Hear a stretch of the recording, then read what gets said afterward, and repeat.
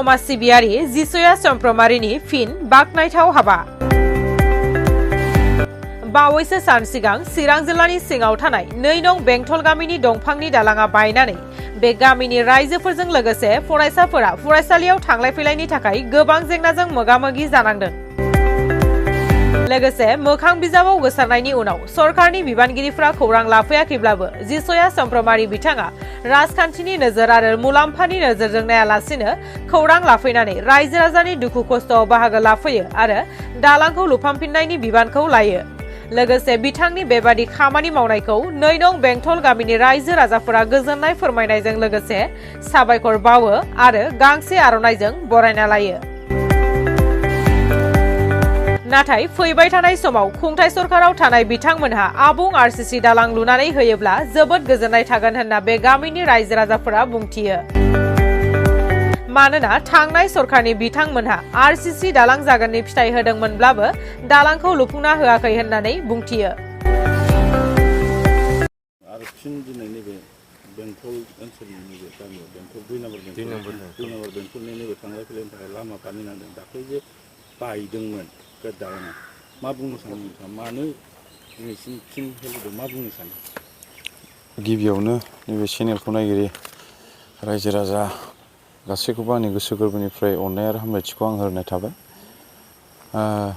नंगौ, दिनै जि 2 नं बेंटल बे गामिनि रायजोफ्रा गोबां समस्यायाव गोग्लैनायखौ आं नुनो मोनदों दाख्लै मिडियाफोरनि गेजेरजों।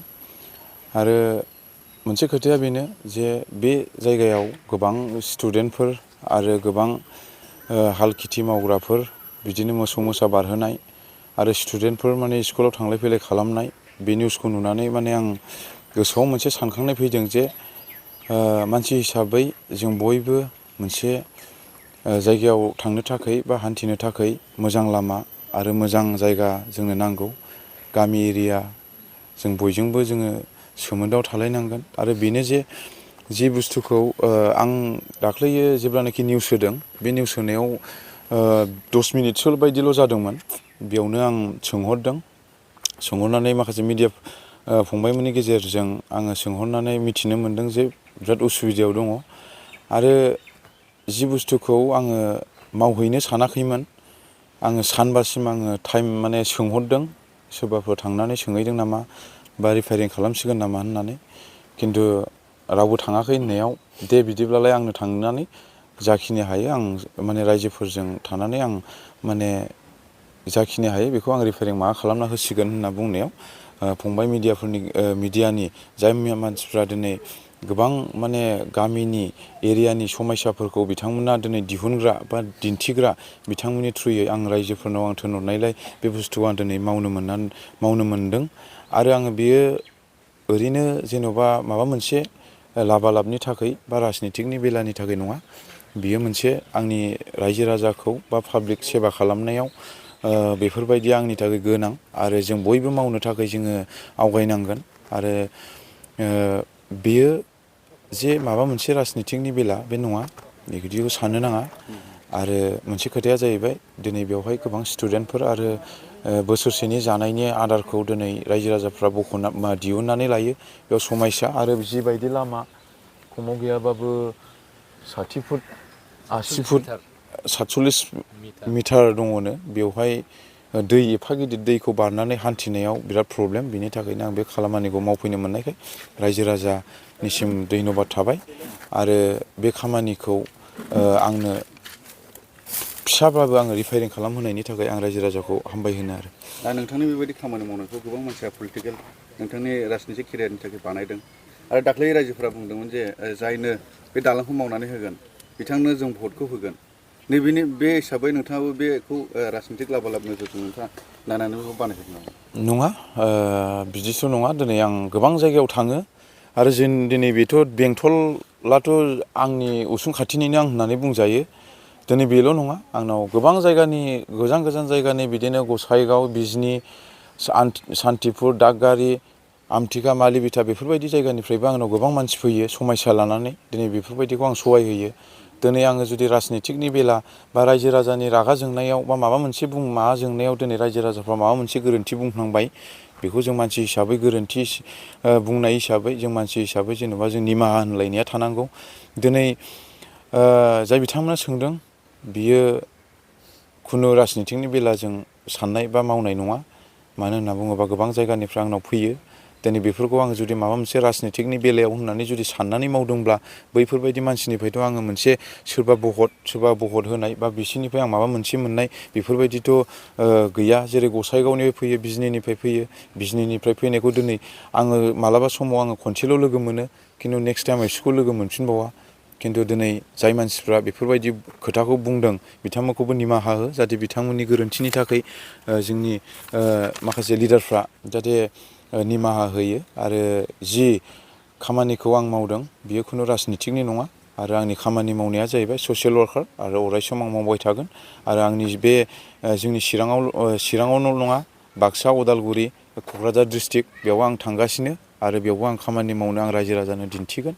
आरो बियो खुनु राजनिथिकनि नङा आरो आंखौ राजनिथिकनि मावदों होननानैबो रावबो साननो नाङा। गायबोनो माने जों थारमाने जेला मिडियायाव हगारो, मिडियायाव हगारनायनि उनाव फार्स्ट फैनाया जाहैबाय नैबे फंबाय जिसुआ। बिनि आगोलाव बाहाय रावबो सोंफैयाखैमोन आरो एमनिफ्रायबो सोंफैयाखैमोन आरो सिबनिफ्रायबो सोंफैयाखैमोन। ओमफ्राय नै मिडिया सासे फंबायनि बियादैनिफ्राय मोनथिनो मोननाय बादिब्ला आरोखि सासे मानसिया जोंनो माने एसे हेल्प होनो नागिरदों आरोखि बिदि होननानै खिन्थाहरदों नालाय। दा जोंथ' दलङावल'सो जानांगौ नालाय जों बेखौ एक्सेप्ट खालामदों आरोखि बे बुंनायखौ, जे जोंनो रिपेयारनि थाखाय जिखुनु जायखि फैनानै हेल्प होफैबानो जाबाय आरोखि जों एक्सेप्ट खालामगोन होननानै। दा थिग बिदिनो हेल्प होनायनि थाखाय जों बिराद धन्यबाद। खिन्थु रायजो राजाफ्रा साननो नाङा आरो जे बियो फंबाय जिसुआ भटनि थाखाय जोंनो हेल्प होफैदों बेखौ साननो नाङा। खारन जोंनि सात्र साथ्रि थांलाय फैलाय हान्था मेला आरो बाहाय बेसेबांबा हेक्टर हा दङ, बाहाय हाल मावग्रा मावग्रा मोसौ बारहैयो, बेफोर बिराद उसुबिदा आरोखि। बे उसुबिदायाल' जोंना जोबथोंसै होननानै माबानानै जोङो बे फंबाय जिसुआ बेखौ साननानै माने बेखौ जोंनो हेल्प होफैदों आरो। गथिखे जोङो रायजोनिफ्राय थारमाने दानि सरखार, बे सरखारा जुदि RCCनि थाखाय जुदि आवगायबोयोब्ला होनो थाखाय बिराद मोजां जागोन आरोखि रायजोफोरनि थाखाय। खारन मोनसे लामा थायोबा बा मोनसे दलं थायोबा मोनसे गामिल'सो थाबायगोन बे नङा। बे दलंजों हाजार हाजार गामि दङ, बे दलंजोंनो बारस'गोन, बे दलंजोंनो थाबायगोन। आरो बाहाय जोंहा बिराद गिदिर माबा क्लाब न' दंखायो। पार्टिनि मानसि जेसेबांखि जाया, माबायानो जा BPFआनो जा बा UPPआनो जा बा माबायानो जा, बे न'आवनो मिथिं जाफैयो सम सम बे भटनि समाव। ओमफ्राय बे लामाजोंनो फैनांगौ आरो दस्रा लामाजों माबा फैनांगौ जायोब्ला एकदम मथा मथि 2 किल'मिटार गिदिंना फैनांगौ जायो। आरो जोंना मेन माबाया बेनो आरो जे सात्र साथ्रिफ्रा एकदम सहजै बारनो हालांनांगौ, लामाया मोजां जानांगौ आरो खेथियकफ्रा बे लामाजोंनो हाल होलांनाय होबोनाय सुबिदाया जानांगौ आरो। ओंखायनो जोंनो RCC ब्रिजखौ नांथारगौ। सरखारनिसिम जों खावलायो बेखौनो। खिन्थु गामियाव जोंहा थाबायग्रा मानसि गैया, ओंखायनो सोरबाफोर जुदि थाबायनानै होयोब्ला बेखौबो जों रायजोनिफ्राय हगारना होयो आरोखि। रायजोआव बाहाय खुनु डिमान्ड थानाय नङा जे बे लामाखौ जों मावगौमोन, बे ब्रिजखौ जों मावगौमोन होनलायनाय थानाय नङा आरो। सोरबाफोर गोसो जानानै थाबायोबा थाबायनानै मावफैनो हागोन। सिगां समाव जादोंना जायाखैमोन? सिगां समाव मोनसे सेंसन जादों माने माबायदि जादोंमोन बेखौ मिथिला आङो। बे जाकब होननायनो हगारना होदोंमोन आरोखि। बेसेबां क्ररनि सेंसनमोन बेखौ मिथिला। खिन्थु चन्दन ब्रह्मआ फैनानै फिथा हास'लायफैबाय। फिथा हास'नायनि समाव क्रें लाबोबाय बिसोरो, JCB लाबोबाय, नांगौ माने जन्थ्रफोरखौ लाबोजोब्बाय। ओमफ्राय बाहाय औवा थुबा दंबावोमोन, बेखौबो दानस्रांजोब्बाय दलं मावनोसै होननानै।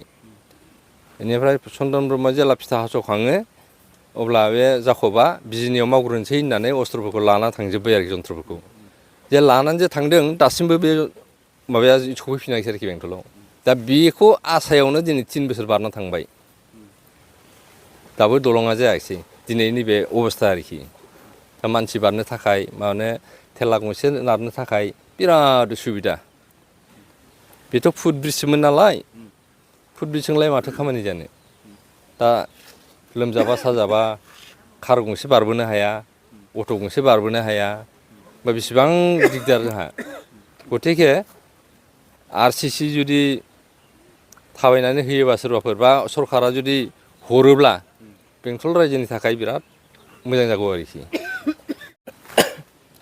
হুদক এবার হুদক কি ক'ব আপুনি এই ব্ৰিজ যে বনাই এইটো কাৰণে যিমান দিনৰ পৰা যিটো চেষ্টা কৰি আছিল এইটো আজিলৈ হোৱা নাই এই বিষয়ে অলপ সাধাৰণতে মই কৈ আছোঁ এই বিষয়ে অকল বড়ো ৰাস্তাকো নহয় এইটো আমাৰ সান্তালীবিলাক যিমান ষ্টুডেণ্টবিলাক আছে এই ৰাস্তাতে অহা যোৱা কৰা মানে বহুত আমাৰ সুবিধা হৈ আছে মানে ইপিনে অলপ ৰাস্তাত হাই স্কুল বা MB স্কুল ME স্কুল এইবিলাকৰ কাৰণে ৰাস্তা আমাৰ শৰ্টকাটৰ ৰাস্তা এইটো যাতে এই ৰাস্তাখন যদিও এতিয়া গভৰ্ণমেণ্টে অলপ চাই চিন্তা কৰি যদি সোনকালে যদি মেৰামতি কৰি দিয়ে তেনেহ'লে আমাৰ সান্তালসকলৰ আৰু এই গাঁৱৰ বড়োসকলৰ ভাল আপোনাৰ এই যে এই দলংটো ৰিপেয়াৰিং কৰি দিছে জিচুয়া ছাৰে আপুনি ইয়াৰ বিষয়ে কি এইটো আমি ধন্যবাদ জনাইছোঁ আমাৰ ছাৰকো মানে এতিয়া নিজৰ যি আছিল আর কি নিজে যি চাই গৈছে এইটো কাৰণে আমি তাক ধন্যবাদ দিছোঁ যাতে সিয়ক আমি ধন্যবাদ এইটোই জনাইছোঁ যে অহা কালত যাতে এই দলংটো মেৰামতি কৰি দিয়ে